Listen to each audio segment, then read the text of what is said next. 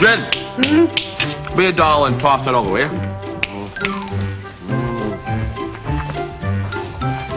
A man can't take his midday nippy nap. Well, that is Blanky. Okay, Midge, go ahead. Of course. But before I start to read your favorite story from your favorite storybook... You're not going to give me a Betty Bite kiss, are you?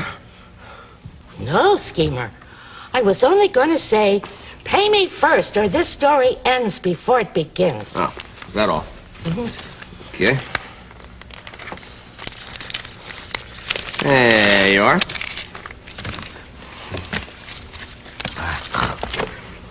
Once upon a time, there were 3 little pigs. No. Skip that part about the 2 dopey pigs and that wolf.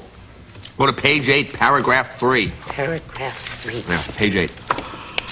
And so the first little pig said to the other 2, "You can certainly stay in my house made of brick. I love this part. But you'll each have to pay me a nickel to get in. It's called protection money." Isn't that beautiful?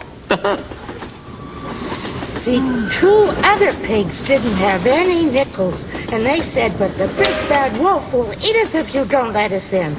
So the first pig said to the other 2 pigs, Hey, what do you think? I'm made of money? Let the wolf eat bacon. "Schemer, this is the most awful version of the 3 little pigs I ever heard." You mean there's another version? I'm not going to read another word. Okay, Schemer, we did everything on your list. We don't want to do any more. We want to be paid. As you wish. There you are. Payment in full. But this is a piece of paper. Okay. I owe you for working for me? This isn't real money. Tut, tut. That is what is known in contractual law as a blinding agreement. I will pay you in 60 days. Hence, I can pay you whenever I want to.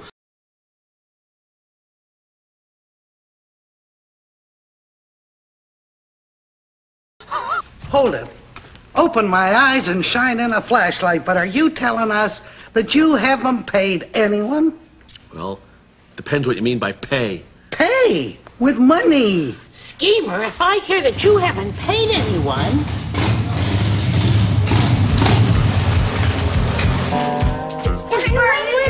Hey there, Barton. Hey, what's the word, Ginny? Okay, Schemer, I got that grub you ordered, and it's Drool City. You dig? Wow! Crazy crunchy crisp chips. Pistachio popsicle. And the piece de resistance, a double whammy, triple cheese cowboy beef burger, swimming in relish. Wow. I don't think I can eat those. I just had 15 Chili Willy bars. Now, Ski Man, let me lay it straight to you. I don't care whether you eat it or not. You're gonna pay me for it. Barton, it's not my place to say, but I have it from a very reliable source that Schemer hasn't paid anybody anything except in IOUs. Is that true, Schemer? You're not paying anybody? I mean, haven't you people ever heard of creative financing? Let me out. Hold it, Barton. This slimy, scheming worm is mine first. Oh? Well, what about What about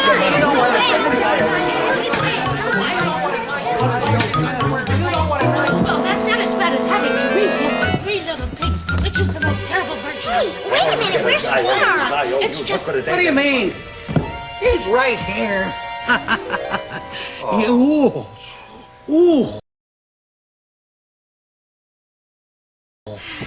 Pop me out of a toaster. That weasel took a powder. Barton, fire up that overgrown paint mixer of yours. We're going weasel hunting.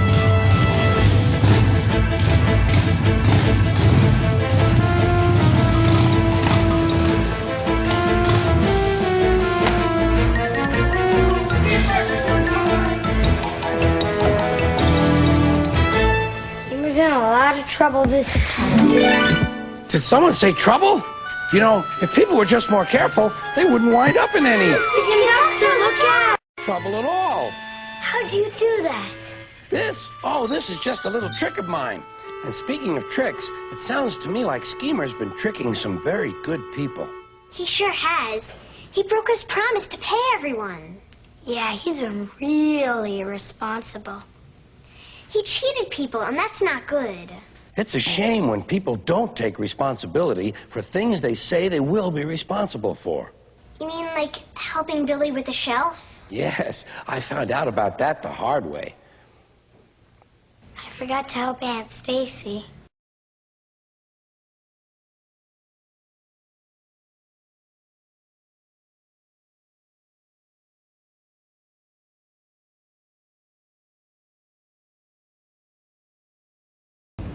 Well, like the time the Tugs were trying to solve an underwater mystery.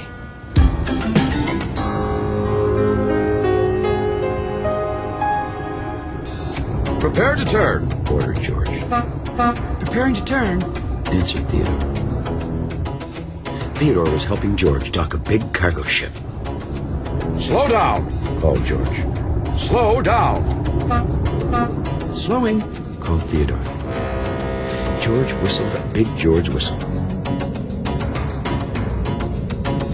It always felt great being in charge and telling everyone what to do. Start pushing. He commanded. George sure is being bossy today, thought Theodore. At last, the ship was safely at her dock. Theodore took a deep, happy breath.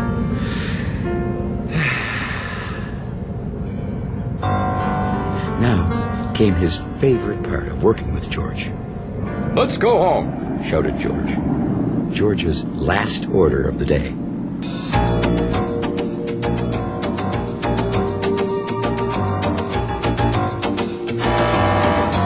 Wait. That's Voduk's emergency whistle. Said George. And sure enough, Voduk was steaming towards the Tugs, making his most important face. I believe I've located something beneath the harbor. He announced. What did he say? Said George.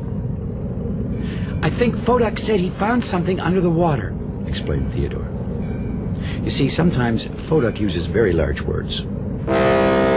Let's go. Ordered George right away. And off he roared, followed by Voduk. Oh no, groaned Theodore. Now I have to listen to more of George's orders.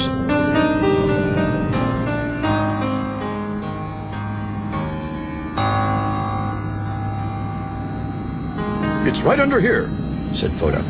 It's making some kind of emergency signal. I wonder what it is. Said Theodore. I really don't know, said Voduk. It's a mystery. An underwater mystery. Theodore said thoughtfully. Well, we have to raise it up. I think I have an idea, We'll hook it with our anchors. shouted George, swinging into action. Follow me, Theodore. Well, Theodore didn't say anything. It was no use trying to tell George what to do. Theodore, Said George, butting up against him. this way. But Voduk said it was over here. Replied Theodore.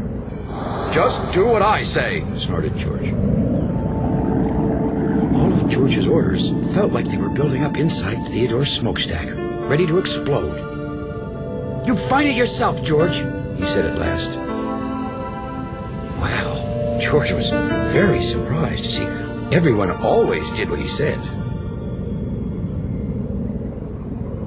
Oh, there's probably nothing important under here anyway. He rumbled, as if he really didn't care. Let's just go home. Well, this was one of George's orders Theodore would gladly listen to. Wait. I've just received word on my radio. Said Voduk, hurrying over. A big ship is heading right this way. Well, we were leaving anyway. Said George. You don't understand. Voduk continued. That ship might be damaged by the underwater thing. I shall have to declare this an official harbor emergency. Now, an official harbor emergency is a very serious matter indeed. We can't raise this thing, Said George. We can't even see where it is. I have a plan. Said Theodore quietly. Well, let's listen to Theodore's plan, Called Voduk. or we'll have to close the harbor. Well, said George. Okay. But inside, he really wasn't very happy about not giving the orders.